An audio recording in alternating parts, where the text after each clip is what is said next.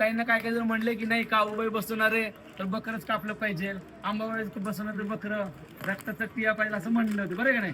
हा, पण तुम्हाला सांगतो देवाला बकरं कोंबडे काही लागत नाही. आपण जे निवेद करणार ते गोडावरती निवेद करणार आहे, बरं आहे का नाही?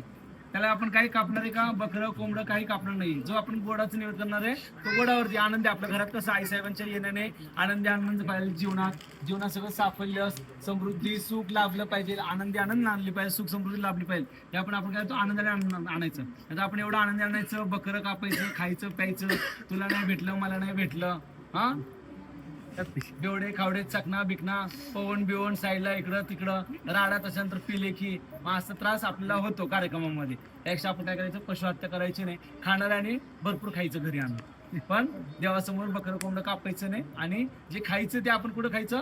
घरात खायचं. देवाच्या समोर कापायचं, मुंडी पाय ठेवायचं, देवाला म्हणायचं त्याला मुंडी पाय ठेवायचं.